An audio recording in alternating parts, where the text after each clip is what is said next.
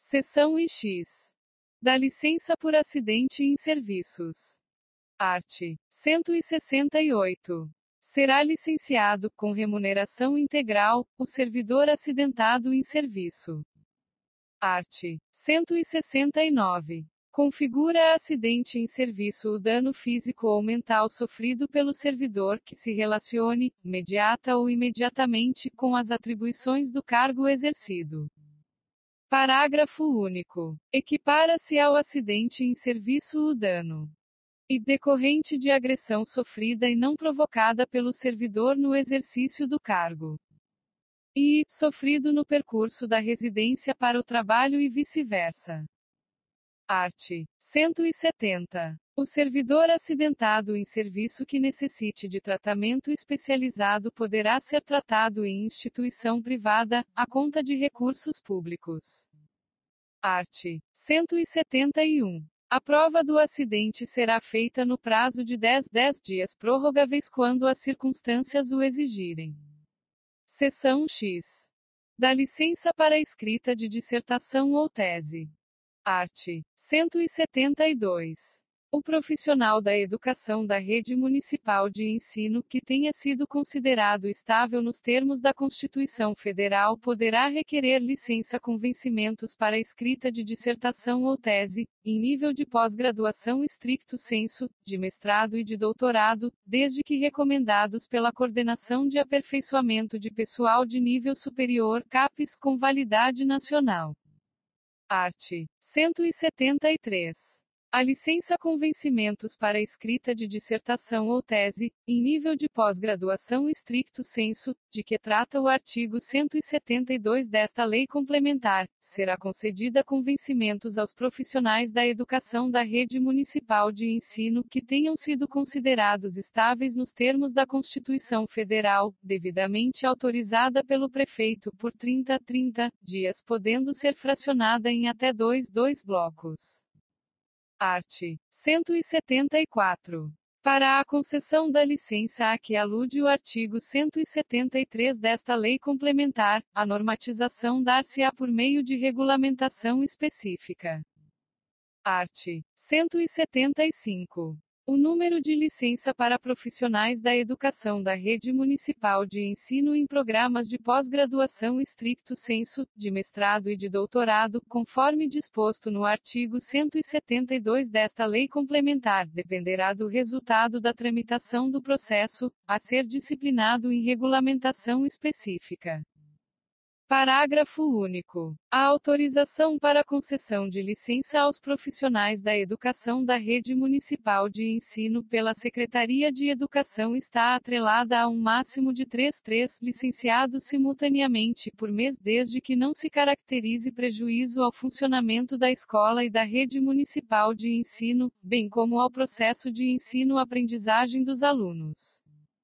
Art. 176. Ao término do programa de pós-graduação stricto sensu, de mestrado e de doutorado, objeto da licença concedida, o servidor integrante do quadro do Magistério Público deverá apresentar cópia autenticada da ata de defesa do mesmo e um exemplar de sua dissertação ou tese para compor os arquivos da biblioteca do bloco didático da Secretaria de Educação, bem como proposta escrita de socialização dos estudos realizados conforme regulamentação a ser disciplinada. Art. 177. Ao término do programa de pós-graduação stricto sensu ou a qualquer momento, a seu critério caso desista da licença, o servidor licenciado nos termos desta seção deverá reassumir o exercício de seu cargo ou função, ficando dispensado o seu substituto. Parágrafo único. Na desistência do programa, o servidor que usufruiu ou esteja usufruindo da licença deverá justificar o motivo da desistência por meio de requerimento ao prefeito, juntando o parecer do seu orientador na universidade para a análise da Secretaria de Educação quanto ao ressarcimento do recurso financeiro. Capítulo 5. Dos afastamentos. Seção I. Do afastamento para servir a outro órgão ou entidade. Art. 178.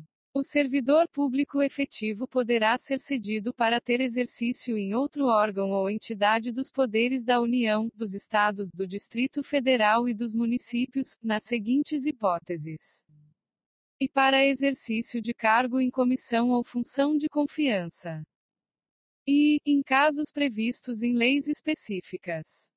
Parágrafo único. Na hipótese do disposto no inciso e do caput deste artigo, sendo a cessão para órgão ou entidade dos Estados, do Distrito Federal ou dos municípios, o ônus da remuneração será do órgão ou entidade cessionária, mantido o ônus para o cedente nos demais casos. Seção II. Do afastamento para exercício de mandato eletivo. Art. 179. Ao servidor público efetivo investido em mandato eletivo aplicam-se as seguintes disposições. E tratando-se de mandato federal, estadual ou distrital, ficará afastado do cargo. E, investido no mandato de prefeito, será afastado do cargo, sendo-lhe facultado optar pela sua remuneração. E, investido no mandato de vereador, havendo compatibilidade de horário, perceberá as vantagens de seu cargo, sem prejuízo da remuneração do cargo eletivo. B. Não havendo compatibilidade de horário, será afastado do cargo, sendo-lhe facultado optar pela sua remuneração. Primeiro, no caso de afastamento do cargo, o servidor contribuirá para o Instituto de Previdência Municipal como se em exercício estivesse. Segundo, o servidor investido em mandato eletivo não poderá ser removido ou redistribuído de ofício para a localidade diversa daquela onde exerce o mandato. Seção II.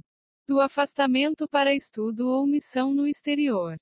Art. 180. O servidor não poderá ausentar-se do país para estudo ou missão oficial, sem autorização da autoridade competente. Parágrafo único. As hipóteses, condições e formas para a autorização de que trata este artigo, inclusive no que se refere à remuneração do servidor, serão disciplinadas em regulamento. Capítulo 6. Das concessões. Art. 181. Sem qualquer prejuízo, poderá o servidor ausentar-se do serviço. E por um dia, para doação de sangue, no período de 12 meses. E por 8 dias consecutivos em razão de casamento, falecimento do cônjuge, companheiro, pais, madrasta ou padrasto, filhos ou irmãos, enteados e menor sob guarda ou tutela. E por 3 dias consecutivos em razão do falecimento de avós e sogros. E v por um dia em razão da falecimento de tios, sobrinhos, genros, noras e cunhados. Capítulo 7. Do tempo de serviço. Art. 182. A apuração do tempo de serviço será feita em dias que serão convertidos em anos, considerado o ano como de 365 dias. Art. 183. Além das ausências ao serviço previstas no artigo 181 desta lei complementar, são considerados como de efetivo exercício os afastamentos em virtude de e férias. E exercício de cargo em comissão ou equivalente, em órgão ou entidade dos poderes da União, dos Estados, do município e do Distrito Federal. E desempenho de mandato eletivo federal, estadual, municipal ou do Distrito Federal, exceto para promoção por merecimento. E v. Júri e outros serviços obrigatórios por lei. V. Missão de estudo no exterior ou território nacional quando autorizado o afastamento, conforme dispuser o regulamento. V. Licença à gestante, à adotante, maternidade e paternidade para tratamento da própria saúde por motivo de acidente em serviço ou doença profissional por convocação para o serviço militar obrigatório, e licença-prêmio por assiduidade. V. Convocação para integrar delegações esportivas ou culturais, de interesse municipal, estadual ou nacional pelo prazo oficial da convocação e devidamente autorizado pela autoridade municipal. VI. Processo disciplinar de que não resulte pena. Art. 184. Não será considerado, como efetivo exercício, o tempo em que os integrantes do quadro do magistério estiverem em licença sem vencimentos para tratar de interesses particulares e licença por motivo de doença em pessoa da família.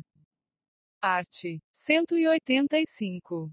Contar-se-á apenas para efeito de disponibilidade e para aposentadoria, desde que haja contribuição previdenciária. E o tempo de serviço público prestado à União, aos Estados, aos municípios e ao Distrito Federal. E a licença para tratamento de saúde de pessoa da família do servidor. E a licença para atividade política, nos termos da legislação eleitoral. E v. O tempo correspondente ao desempenho de mandato eletivo federal, estadual, municipal ou distrital, anterior ao ingresso no serviço público municipal. V. O tempo de serviço em atividade privada, vinculada ao regime geral da Previdência Social. Parágrafo único. É vedada a contagem cumulativa de tempo de serviço prestado concomitantemente em mais de um cargo ou função de órgão ou entidades dos poderes da União, Estado, Distrito Federal e Município, autarquia, fundação pública, sociedade de economia mista e empresa pública. Capítulo 8. Dos direitos. Art. 186. É assegurado ao servidor o direito de requerer aos poderes públicos, em defesa de direito ou de interesse legítimo. Art. 187. O requerimento será dirigido à autoridade competente para decidir e encaminhado por intermédio daquela a que o requerente estiver imediatamente subordinado. Art. 188. Caberá pedido de reconsideração à autoridade que houver expedido o ato ou proferido a primeira decisão, não podendo ser renovado. Art. 189. Caberá recurso. E do indeferimento do pedido de reconsideração. E das decisões sobre os recursos sucessivamente interpostos. Primeiro, o recurso será dirigido à autoridade imediatamente superior à que tiver expedido o ato ou proferida a decisão e, sucessivamente, em escala ascendente, às demais autoridades. Segundo, o recurso será encaminhado por intermédio da autoridade a que o requerente estiver imediatamente subordinado. Art. 190. O prazo para interposição de pedido de reconsideração ou de recurso é de 5 dias, a contar da publicação ou da ciência, pelo interessado, da decisão recorrida. Parágrafo único. A autoridade recorrida terá 30 dias para emitir sua decisão. Art. 191. O recurso poderá ser recebido com efeito suspensivo, a juízo da autoridade competente. Parágrafo único. Em caso de provimento do pedido de reconsideração ou do recurso, os efeitos da decisão retroagirão à data do ato impugnado. Art. 192. O direito de requerer prescreve. E, em 5 anos, quanto aos atos de demissão e de cassação de aposentadoria ou disponibilidade, ou que afetem interesse patrimonial e créditos resultantes das relações de trabalho. E, em 120 dias, nos demais casos, salvo quando outro prazo for fixado em lei. Parágrafo único. O prazo de prescrição será contado da data da publicação do ato impugnado ou da data da ciência pelo interessado, quando o ato não for publicado. Art. 193. O pedido de reconsideração e o recurso, quando cabíveis, interrompem a prescrição. Art. 194. A prescrição é de ordem pública, não podendo ser relevada pela administração. Art. 195.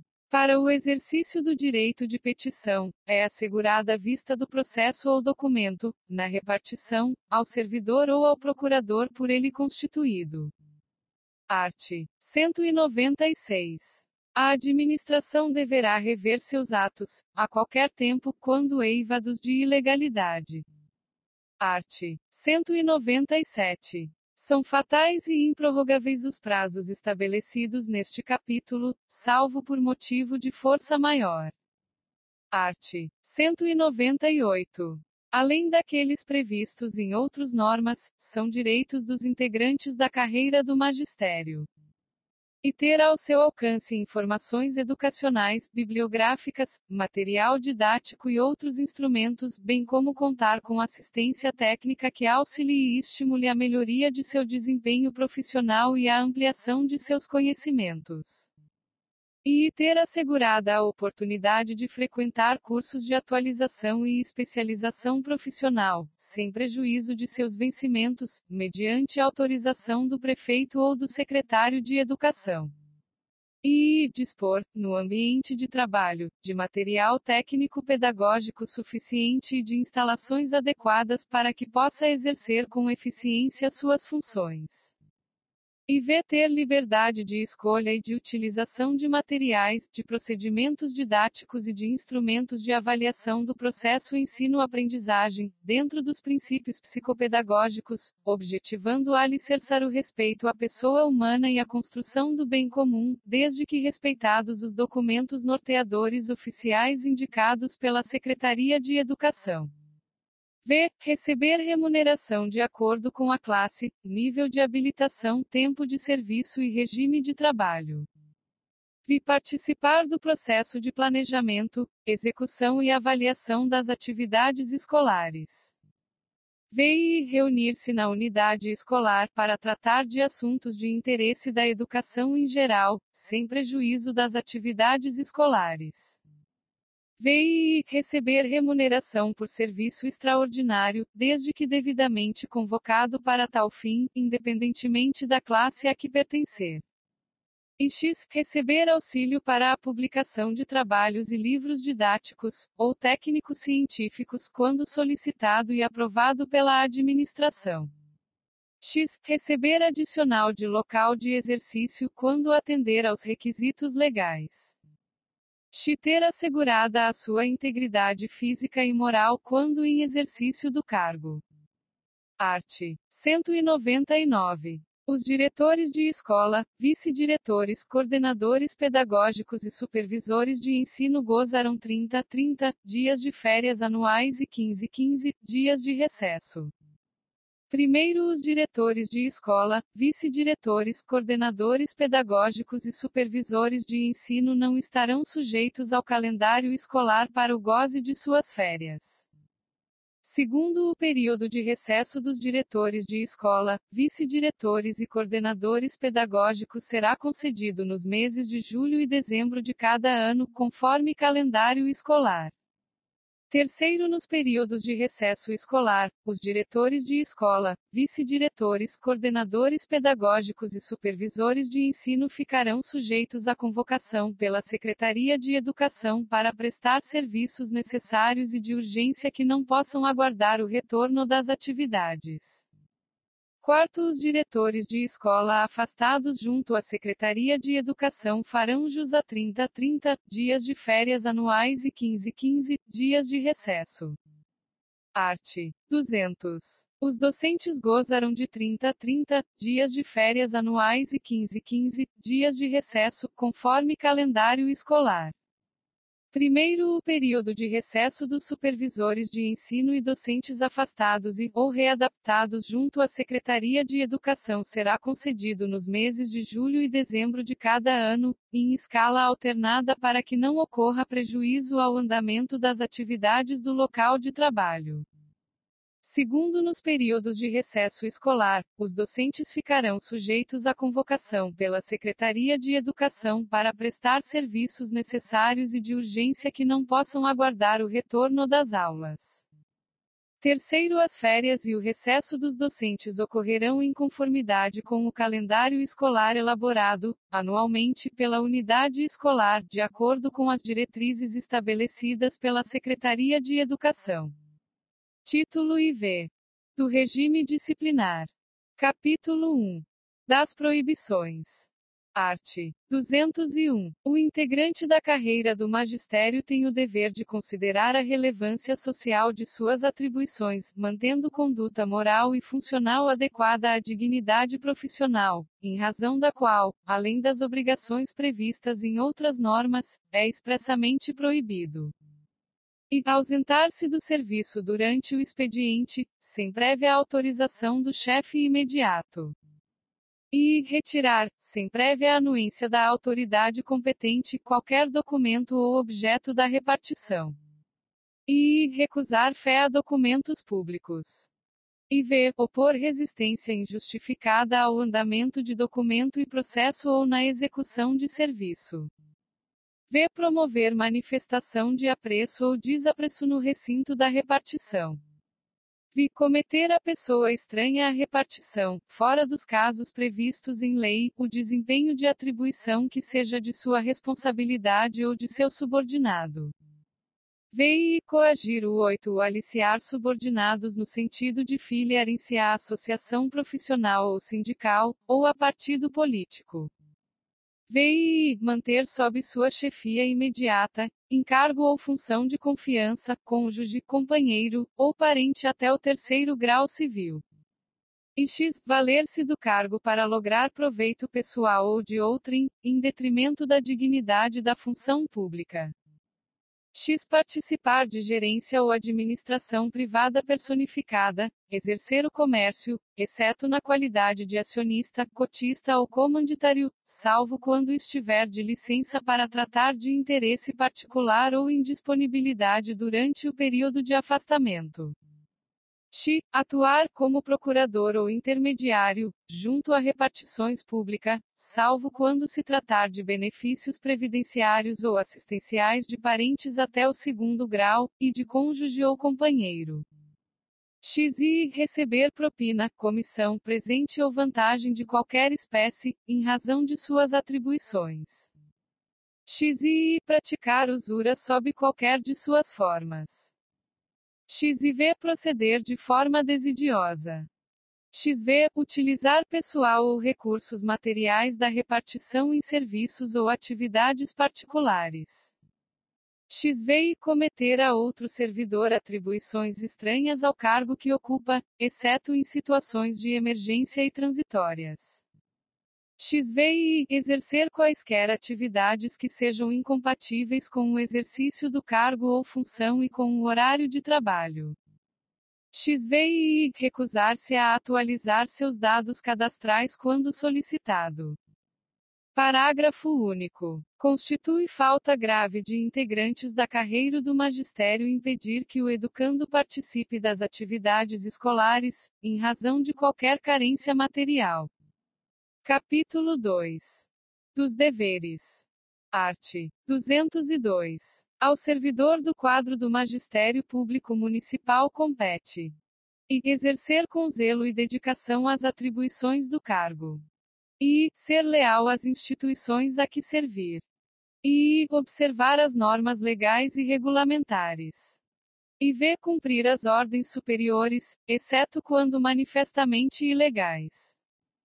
V. Atender com presteza ao público em geral, prestando as informações requeridas, ressalvadas as protegidas por sigilo, a expedição de certidões requeridas para a defesa de direito ou esclarecimento de situações de interesse pessoal e as requisições para a defesa da fazenda pública. V. Levar ao conhecimento da autoridade superior as irregularidades de que tiver ciência em razão do cargo. V. Zelar pela economia do material e a conservação do patrimônio público. V. Guardar sigilo sobre assunto da repartição. E x. Manter conduta compatível com a moralidade administrativa. X. Ser assíduo e pontual ao serviço. X. Tratar com urbanidade as pessoas. X. E representar contra a ilegalidade, omissão ou abuso de poder. X. E preservar os princípios, os ideais e fins da educação brasileira, por meio de seu desempenho profissional. X. E V. Empenhar-se em prol do desenvolvimento do aluno, utilizando processos que acompanhem o progresso científico da educação. XV participar das atividades educacionais que lhe forem atribuídas por força de suas atribuições. XVI manter espírito de cooperação e solidariedade com a equipe escolar e com a comunidade em geral. XVI incentivar a participação, o diálogo e a cooperação entre educandos, demais educadores e a comunidade em geral, visando a construção de uma sociedade democrática. XVI assegurar o desenvolvimento do senso crítico e da consciência política do educando. XX respeitar o aluno como sujeito do processo educativo e comprometer-se à eficácia de seu aprendizado. XX zelar pela defesa dos direitos profissionais e pela reputação da categoria profissional. XX considerar os princípios psicopedagógicos, a realidade socioeconômica da clientela escolar e as diretrizes da política educacional na escolha e utilização de matérias, procedimentos didáticos e instrumentos de avaliação do processo ensino-aprendizagem. XX participar do conselho de escola. XX executar suas tarefas com eficiência, zelo e presteza. XXV fornecer elementos para a permanente atualização de seus assentamentos, junto aos órgãos da administração. XXV participar do processo de planejamento, execução e avaliação das atividades escolares. XXV cumprir todas as ações relacionadas à sua jornada de trabalho, nelas incluídas as horas de trabalho pedagógico livre, HTPL, hora de trabalho pedagógico coletivo, HTPC e hora de trabalho pedagógico informação, HTPF, bem como as atribuições, funções inerentes ao cargo.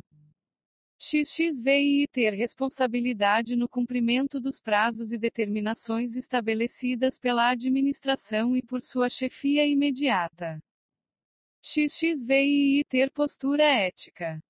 XXX ter compromisso e dedicação na elaboração do plano de ação, atendendo plenamente o currículo estabelecido e enriquecer o universo dos alunos com fatos e informações atuais. XXX ser eficiente, considerando o relacionamento interpessoal com alunos e a aplicação da prática pedagógica em sala de aula. Primeiro, a representação de que trata o inciso X e do caput deste artigo será encaminhada pela via hierárquica e apreciada pela autoridade superior àquela contra a qual é formulada, assegurando-se ao representado a ampla defesa. Segundo, além dos deveres constantes neste artigo, os servidores integrantes do quadro do magistério deverão cumprir as atribuições típicas dos cargos e empregos públicos regularizadas em ato próprio. Capítulo 3. Da acumulação. Art. 203. Ressalvados os casos previstos na Constituição Federal, é vedada a acumulação remunerada de cargos e empregos públicos. Primeiro, a acumulação de cargos, ainda que lícita, fica condicionada à comprovação da compatibilidade de horários, respeitado o intervalo de uma hora entre os cargos e, na impossibilidade de se cumprir este intervalo, apresentar justificativa por escrito para análise e parecer da Secretaria de Educação. Segundo, a proibição de acumular estende-se a empregos e funções, abrangendo autarquias, fundações e empresas públicas, sociedades de economia mista, suas subsidiárias, e sociedades controladas, direta ou indiretamente pelo poder público. Art. 204. O servidor vinculado ao regime desta lei complementar que acumular licitamente dois cargos efetivos quando investido em cargo de provimento de função de confiança, ficará afastado de ambos os cargos efetivos, salvo na hipótese em que houver compatibilidade de horário e de local com o exercício de um deles, declarada pela autoridade máxima do órgão ou da entidade envolvida. Capítulo 4. Das responsabilidades. Art. 205. O integrante do quadro do magistério responde civil, penal e administrativamente pelo exercício irregular de suas atribuições. Art. 206. A responsabilidade civil decorre de ato omissivo ou comissivo, doloso ou culposo, que resulte em prejuízo ao erário ou a terceiros. Primeiro, a indenização de prejuízo dolosamente causado ao erário somente será liquidada na forma prevista no artigo 102 desta lei complementar, na falta de outros bens que assegurem a execução do débito pela via judicial. Segundo, tratando-se de dano causado a terceiros, responderá o servidor perante a Fazenda Pública Municipal, em ação regressiva. Terceiro, a obrigação de reparar o dano estende-se aos sucessores e contra eles será executada, até o limite do valor da herança recebida. Art. 207. A responsabilidade penal abrange os crimes e as contravenções imputadas ao servidor, nessa qualidade. Art. 208. A responsabilidade civil administrativa resulta de ato omissivo ou comissivo praticado no desempenho do cargo ou função. Art.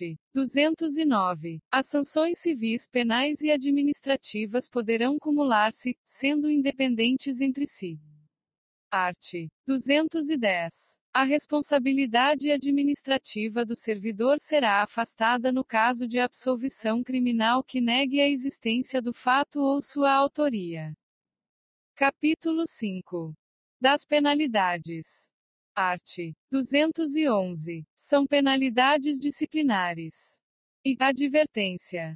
E suspensão. E demissão. E v. Cassação de aposentadoria ou disponibilidade. V. Destituição de função de confiança. Art. 212. Na aplicação das penalidades serão consideradas a natureza e a gravidade da infração cometida, os danos que dela provierem para o serviço público, as circunstâncias agravantes ou atenuantes e os antecedentes funcionais. Parágrafo único. O ato de imposição da penalidade mencionará sempre o fundamento legal e a causa da sanção disciplinar. Art. 213. A advertência será aplicada por escrito, nos casos de violação das proibições constantes dos incisos I, A, V e X, V e I do artigo 201 desta lei complementar, e da inobservância de dever funcional previsto em lei, regulamentação ou norma interna que não justifique imposição de penalidade mais grave. Art. 214. A suspensão será aplicada em caso de reincidência das faltas punidas com advertência e da violação das demais proibições que não tipifiquem infração sujeita à penalidade de demissão, não podendo exceder o prazo de 90 dias. Primeiro será punido com suspensão de até 15 dias o servidor que, injustificadamente, recusar-se a ser submetido à inspeção médica determinada pela autoridade competente, cessando os efeitos da penalidade uma vez cumprida a determinação. Segundo, quando houver conveniência para o serviço, a penalidade de suspensão poderá ser convertida em multa, na base de 50% por dia de vencimento ou remuneração, ficando o servidor obrigado a permanecer no serviço. Art. 215. As penalidades de advertência e de suspensão terão seus registros cancelados, após o decurso de 3 e 5 anos de efetivo exercício, respectivamente, se o integrante do quadro do magistério não houver, nesse período, praticado nova infração disciplinar. Parágrafo único. O cancelamento do registro da penalidade não surtirá efeitos retroativos. Art. 216. A demissão será aplicada nos seguintes casos: e crime contra a administração pública, e abandono de cargo, e inassiduidade habitual, e v. improbidade administrativa, v. incontinência pública e conduta escandalosa na repartição, v. insubordinação grave em serviço, v. ofensa física, em serviço, a servidor ou a particular, salvo em legítima defesa ou de outrem. v. aplicação irregular de dinheiros públicos. E x. revelação de segredo do qual se apropriou em razão do cargo. x. lesão aos cofres públicos e dilapidação do erário municipal. X. Corrupção. XI. Acumulação ilegal de cargos, empregos ou funções públicas. XI. Transgressão dos incisos e X a XVI do artigo 201 desta Lei Complementar. Art. 217. Será cassada a aposentadoria ou a disponibilidade do inativo que houver praticado, na atividade, falta punível com demissão. Art. 218. A demissão do cargo efetivo ou a cessação da designação da função de confiança, bem como a destituição de cargo em comissão, nos casos de infração ao disposto nos incisos IV, V e X e X do artigo 216 desta Lei Complementar, implicará na indisponibilidade dos bens e do ressarcimento ao erário, sem prejuízo da ação penal cabível. Art. 219. Não poderá retornar ao serviço público municipal o servidor que for demitido ou destituído do cargo em comissão por infringência ao estabelecido nos incisos I, IV, V e X e X do artigo 216 desta Lei Complementar. Art. 220. A demissão do cargo efetivo, a cessação da designação da função de confiança ou a destituição de cargo em comissão por infringência ao disposto nos incisos I, X e X do artigo 201 desta Lei Complementar, incompatibiliza o ex-servidor para nova investidura em cargo público municipal pelo prazo de 5 anos. Art. 221. Configura abandono de cargo a ausência intencional do servidor ao serviço por mais de 30 dias consecutivos. Art. 222. Entende-se por inassiduidade habitual a falta ao serviço, sem causa justificada, por 60 dias, interpoladamente, durante o período de 12 meses. Art. 223. As penalidades disciplinares serão aplicadas pela autoridade competente. Art. 224. A ação disciplinar prescreverá. E, em 5 anos quanto às infrações puníveis com demissão, cassação de aposentadoria ou disponibilidade e destituição de cargo em comissão. E, em 2 anos quanto à suspensão. E, em 180 dias quanto à advertência. Primeiro, o prazo de prescrição começa a correr da data em que o fato se tornou conhecido. Segundo, os prazos de prescrição previstos na Lei Penal, aplicam-se às infrações disciplinares capituladas também como crime. Terceiro, a abertura de sindicância ou a instauração de processo disciplinar interrompe a prescrição, até a decisão final proferida pela autoridade competente. Quarto, interrompido o curso da prescrição, o prazo começará a correr a partir do dia em que cessar a interrupção. Título V. Do Processo Administrativo Disciplinar. Capítulo 1. Das Disposições Gerais. Art. 225. A autoridade que tiver ciência de irregularidade no serviço público é obrigada a promover a sua apuração imediata, mediante sindicância ou processo administrativo disciplinar, assegurada ao acusado a ampla defesa. Art. 226. Nos casos omissos, aplicar-se-á a legislação estatutária federal e estadual vigentes. Art. 227. Da sindicância poderá resultar e arquivamento de processo e aplicação de penalidade e instauração de processo administrativo. Art. 228. Sempre que o ilícito praticado pelo servidor ensejar a imposição de penalidade de suspensão por mais de 30 dias, de demissão, cassação de aposentadoria ou de disponibilidade, cessação da função de confiança ou destituição de cargo em comissão, será obrigatória a instauração de processo administrativo disciplinar. Capítulo 2. DS Sindicâncias. Art. 229. A autoridade que tiver ciência de qualquer irregularidade no serviço público é obrigada a denunciá-la ou promover a apuração imediata, mediante sindicância ou processo disciplinar, assegurada a ampla defesa do indiciado. Art. 230. As denúncias sobre irregularidade serão objeto de apuração, desde que contenham a identificação e o endereço do denunciante e sejam formuladas por escrito, confirmada a autenticidade. Parágrafo único. Quando o fato narrado não configurar evidente infração disciplinar ou ilícito penal, a denúncia será arquivada por falta de objeto. Art. 231. A sindicância é peça preliminar e informativa do procedimento administrativo, devendo ser promovida quando os fatos estiverem definidos e faltarem elementos indicativos da autoria. Art. 232. A sindicância instaurada pela autoridade competente ou por quem for delegada a atribuição terá caráter sigiloso, ouvindo-se somente os envolvidos nos fatos.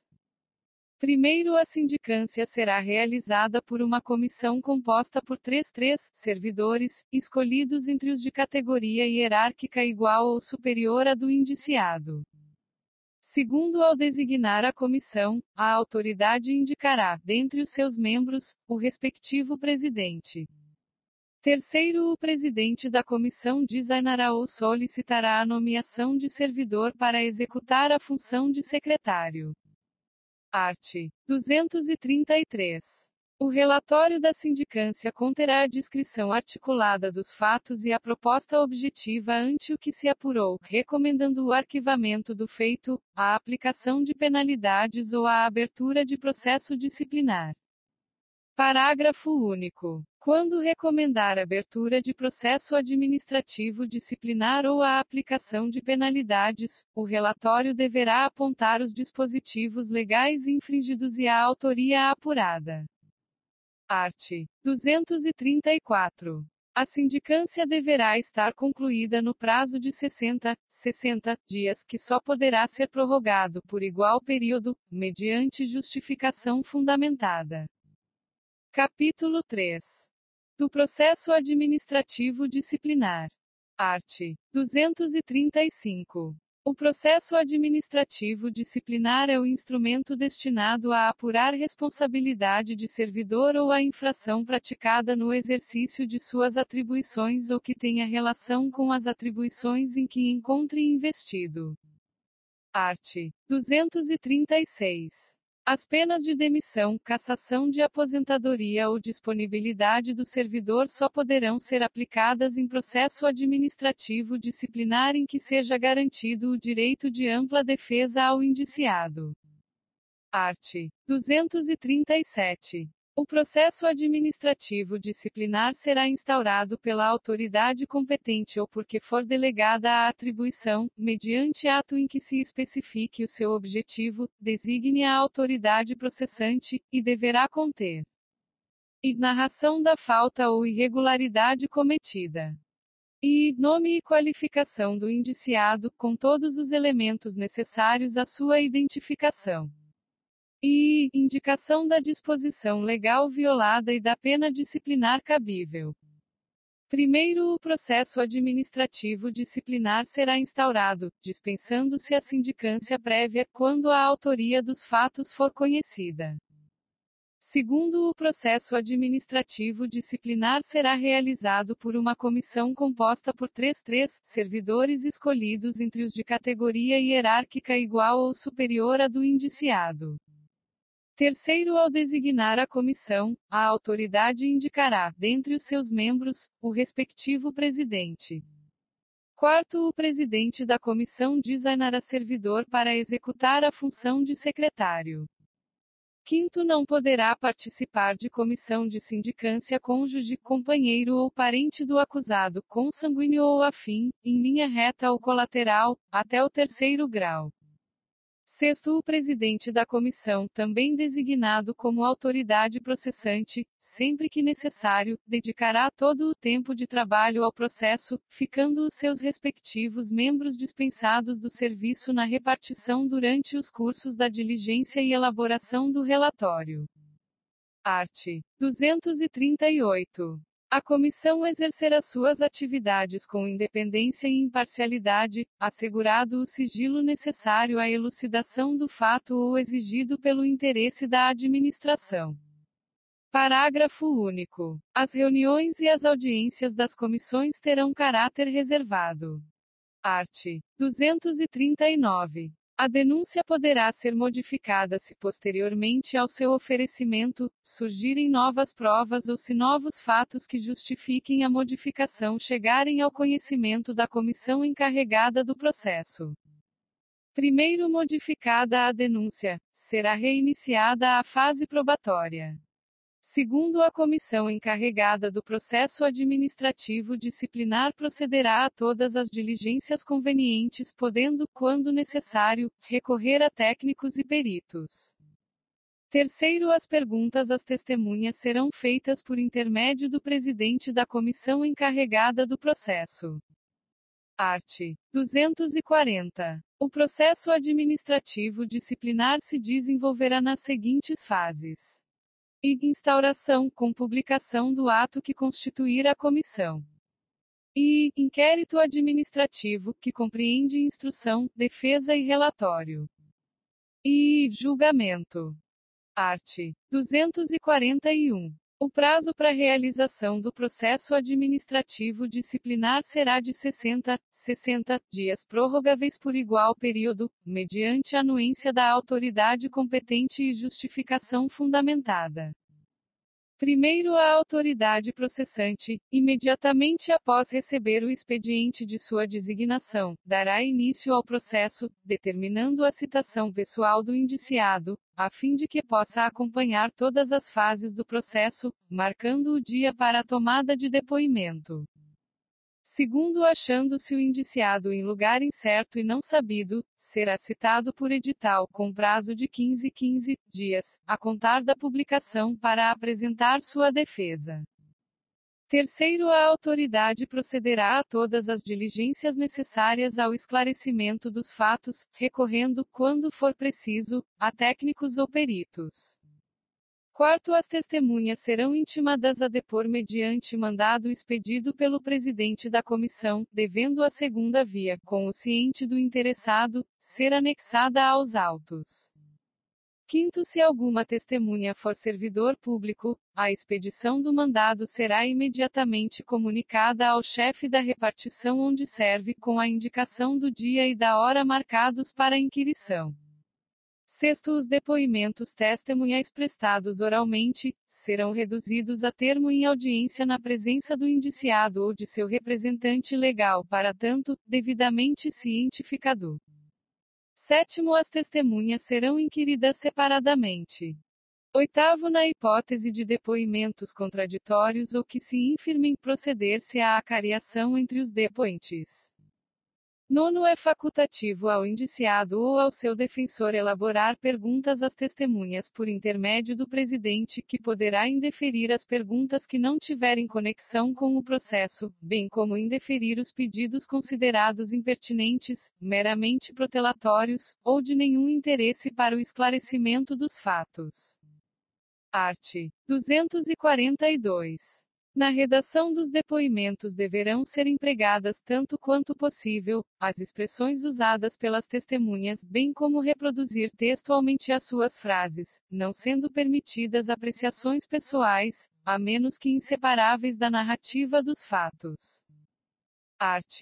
243. Terão caráter preferencial a expedição das certidões e informações necessárias à instrução do processo e o fornecimento de meios de locomoção. Art.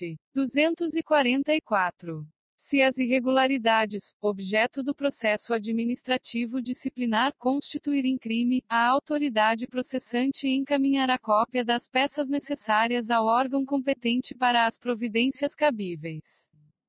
Seção I. Da defesa do indiciado. Art. 245. A autoridade processante assegurará ao indiciado todos os meios indispensáveis à sua defesa. Parágrafo único. O indiciado poderá constituir advogado para tratar de sua defesa. Art. 246. Considerar-se-á revel o indiciado que, regularmente citado, não apresentar defesa no prazo legal. Primeiro, a revelia será declarada, por termo, nos autos do processo. Segundo, para defender o indiciado réu, a autoridade instauradora do processo designará um servidor dativo, que deverá ser ocupante de cargo efetivo superior ou de mesmo nível, ou ter nível de escolaridade igual ou superior ao indiciado. Art. 247. No caso de mais de um acusado, cada um deles será ouvido separadamente e, sempre que divergirem em suas declarações sobre fatos ou circunstâncias, será promovida a acariação entre eles. Art. 248. Quando houver dúvida sobre a sanidade mental do acusado, a comissão proporá à autoridade competente que ele seja submetido a exame por junta médica oficial, da qual participe pelo menos um médico psiquiátrico. Parágrafo único. O incidente de sanidade mental será processado em auto apartado e apenso ao processo principal, após a expedição do laudo pericial. Art. 249. Concluídas as diligências julgadas necessárias pela comissão processante, será a defesa intimada, garantido-se vistas do processo na repartição pelo prazo de 5 dias para preparar sua defesa prévia, bem como requerer as provas que deseja produzir. Art. 250. Encerrada a instrução do processo, a autoridade processante estabelecerá os pontos essenciais da acusação e mandará, dentro de 2 dias, intimar o indiciado e, ou seu defensor para, no prazo de 8 dias úteis, apresentar suas razões de defesa final. Primeiro, havendo mais de um indiciado com patronos diversos, o prazo será de 15 dias úteis, incomum. Segundo, em qualquer caso, a vista do processo será dada na repartição competente, de onde os autos não poderão ser retirados. Seção I. Da decisão do processo administrativos. Art. 251. Apresentada a defesa final do indiciado, a autoridade processante apreciará todos os elementos do processo, apresentando seu relatório, no qual proporá justificadamente a absolvição ou a punição do indiciado, nesta última hipótese a pena cabível e seu fundamento legal.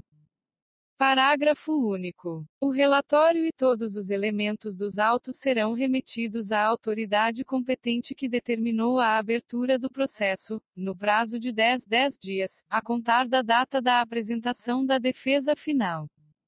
Art. 252. A autoridade processante ficará à disposição da autoridade competente até a decisão do processo para prestar esclarecimentos julgados necessários.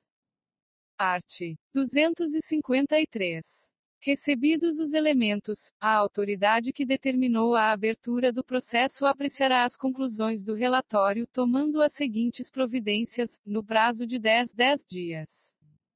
E, se verificar a conveniência de outros esclarecimentos, os autos serão devolvidos à comissão processante, prestados os esclarecimentos e ouvida, se necessário, a defesa, será o processo encaminhado novamente, observado o prazo de 10 dias. E, se acolher as conclusões do relatório, no prazo de 10 dias, aplicará a pena.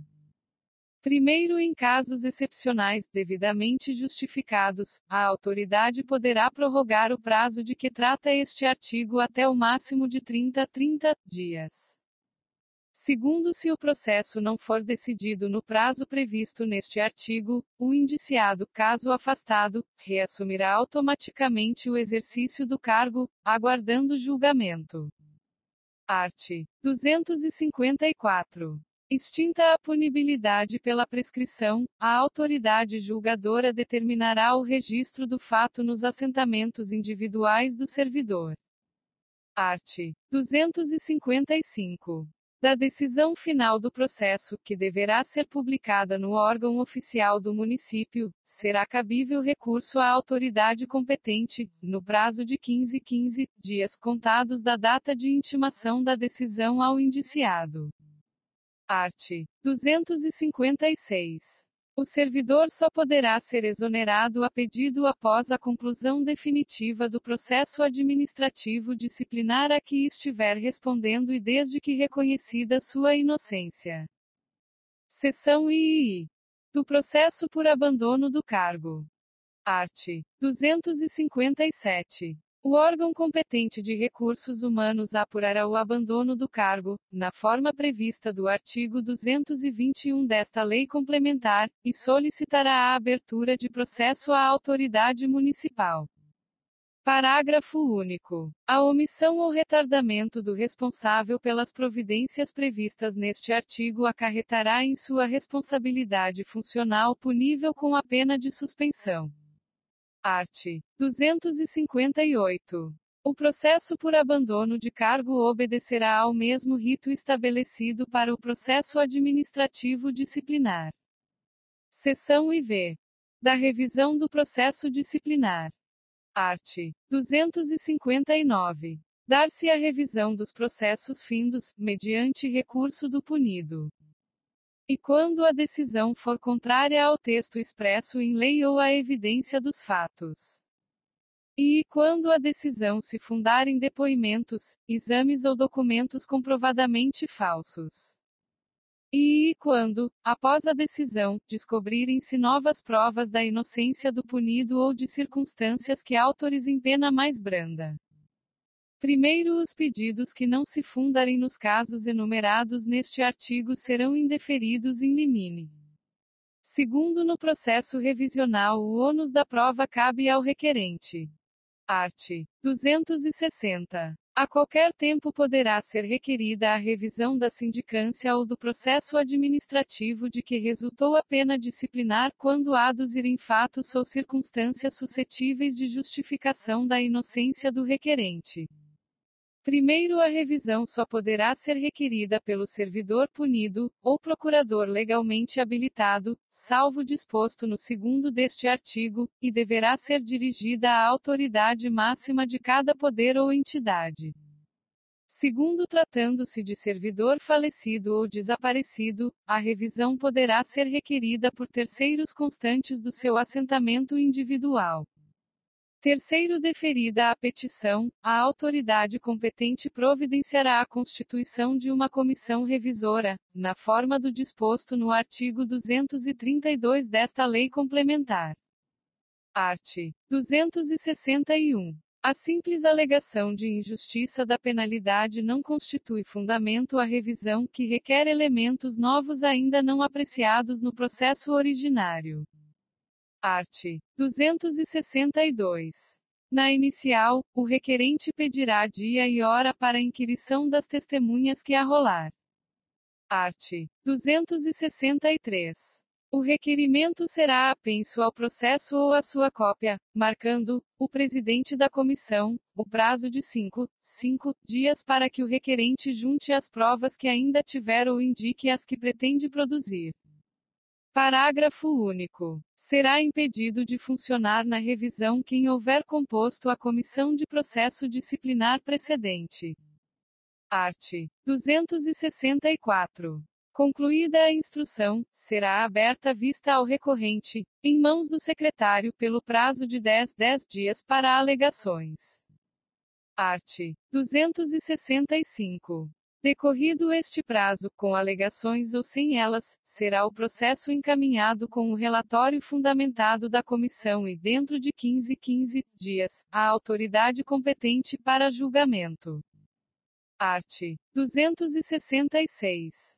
Aplicam-se aos trabalhos da comissão revisora, no que couber, as normas e procedimentos próprios da comissão do processo disciplinar.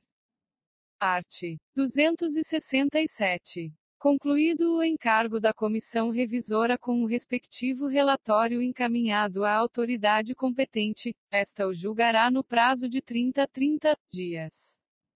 Art. 268. Julgada procedente a revisão, tornar-se-á sem efeito a penalidade imposta, restabelecendo-se todos os direitos por ela atingidos. Art. 269. No julgamento da revisão poderá ser alterada a classificação da infração, declarado isento de culpa o recorrente, modificada a pena ou anulado o processo. Parágrafo único. Da revisão do processo não poderá resultar agravamento de penalidade. Capítulo 4. Do afastamento preventivo. Art. 270. A autoridade competente poderá determinar o afastamento preventivo do servidor por até 90 dias para que este não venha a influir na apuração da falta cometida. Primeiro, findo o prazo de que trata este artigo, o afastamento poderá ser prorrogado por igual prazo, findo o qual cessarão todos os efeitos da suspensão preventiva, ainda que o processo não esteja concluído. Segundo, no caso de alcance ou malversação do dinheiro público, o afastamento prolongar-se-á até a decisão final do processo disciplinar. Art. 271. O servidor terá direito e a contagem do tempo de serviço relativo ao período em que foi afastado preventivamente, se do processo não resultar pena disciplinar ou esta se limitar à advertência ou repreensão. E a diferença de vencimento e a contagem de tempo de serviço correspondente ao período de afastamento excedente ao prazo de suspensão efetivamente aplicado. Título V. Da gestão democrática e do quadro de pessoal de apoio. Art. 272. Deverão ser garantidas condições para a gestão democrática das escolas municipais conforme os seguintes princípios: e participação dos profissionais da educação na elaboração do plano de gestão, e participação das comunidades escolar e local no conselho de escola. Parágrafo único. A estrutura e o funcionamento do conselho de escola estão regulamentados em lei própria. Art. 273. Toda unidade escolar deverá contar com um quadro de pessoal de apoio, a ser definido por legislação específica e ato administrativo. Art. 274. Para cada conjunto de 15 unidades escolares será criada uma função de supervisor de ensino, subordinado diretamente ao secretário de Educação. Art. 275. A cada unidade escolar ou núcleo de escolas definido em regulamentação própria que atender mais de 540 alunos matriculados e frequentes contará com um vice-diretor por indicação do diretor e parecer favorável do Conselho de Escola. Art. 276. Na criação da função de confiança de coordenador pedagógico deverá ser considerado e um coordenador pedagógico para as escolas ou núcleo de escolas definidos em regulamentação específica que possuírem 2 segmentos e de 300 a 500 alunos matriculados e frequentes.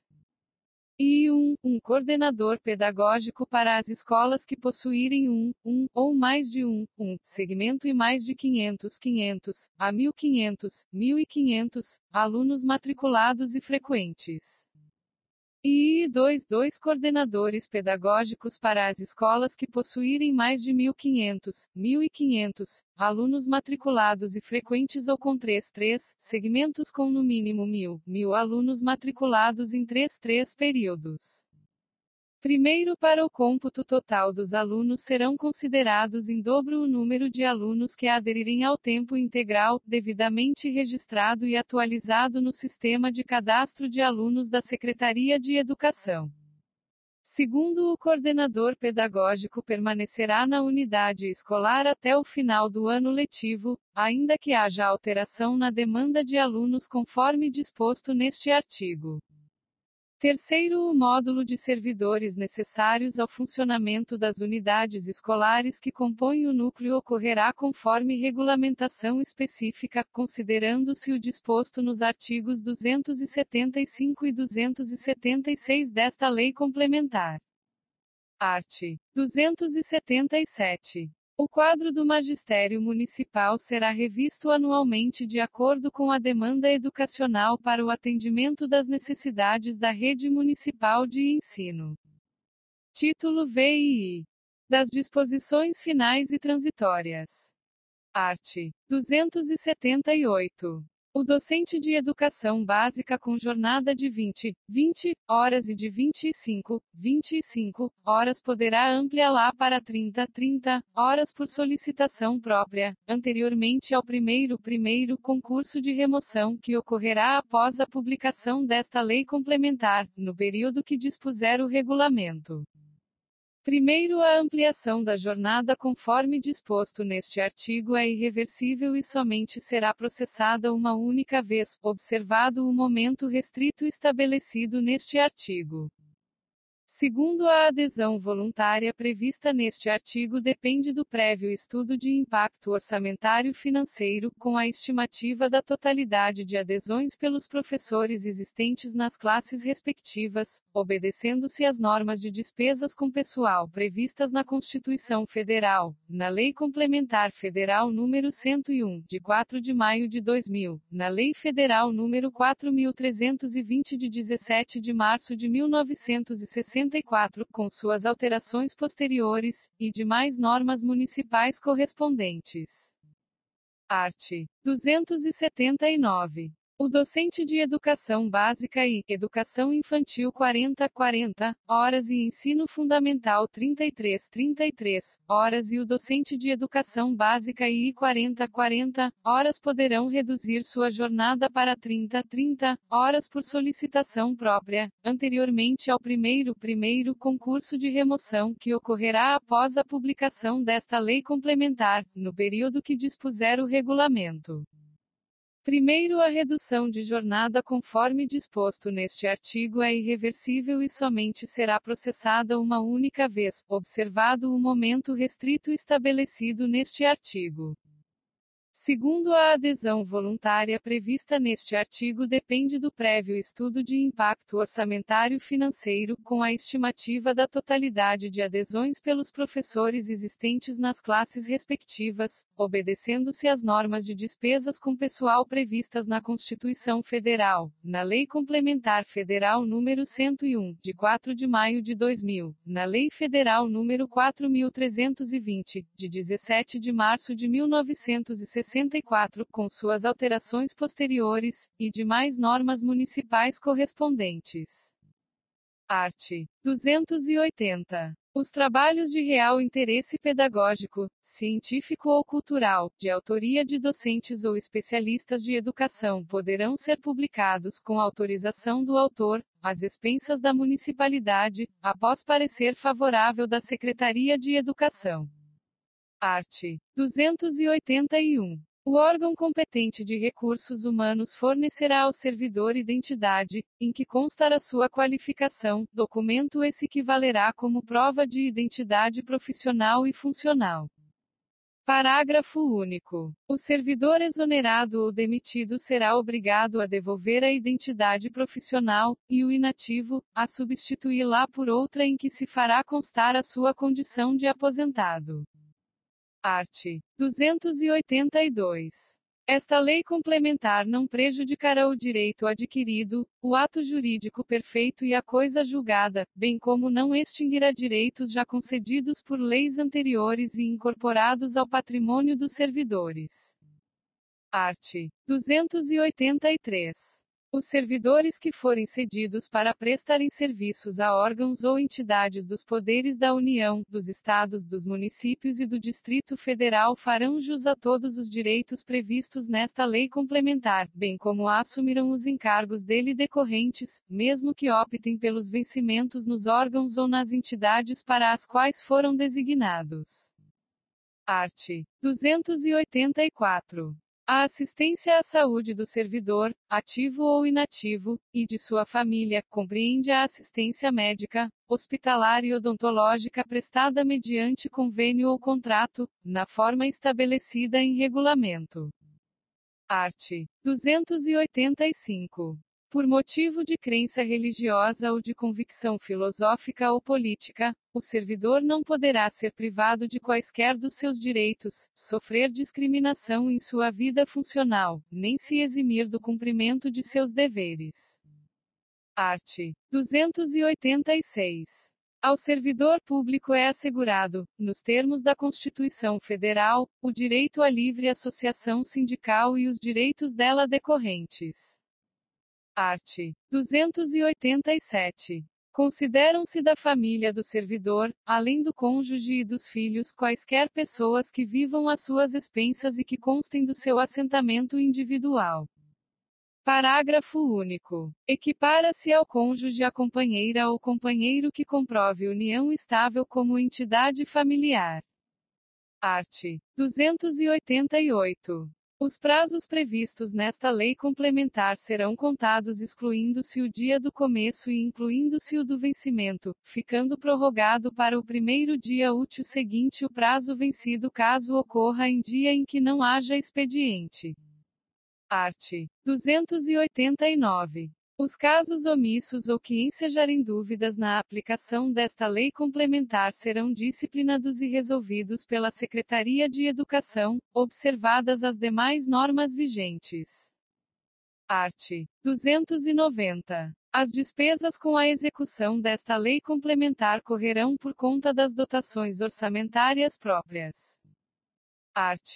291. Esta lei complementar entrará em vigor na data de sua publicação, revogadas as disposições em contrário, em especial as leis complementares NS 30, de 23 de junho de 2004, 44, de 15 de agosto de 2006, 52, de 16 de julho de 2007, 85, de 5 de dezembro de 2011, 94, de 2 de janeiro de 2013, 105, de 28 de fevereiro de 2014, e 106, de 28 de fevereiro de 2014. Prefeitura Municipal de Mogi das Cruzes, 7 de agosto de 2019, 458º da Fundação da Cidade de Mogi das Cruzes. Marcos Melo. Prefeito de Mogi das Cruzes. Juliana de Paula Guedes de Melo. Secretária de Educação. Marcos Soares. Secretário de Governo. Registrada na Secretaria de Governo, Departamento de Administração e publicada no quadro de editais da Prefeitura Municipal em 7 de agosto de 2019. Acesso público pelo site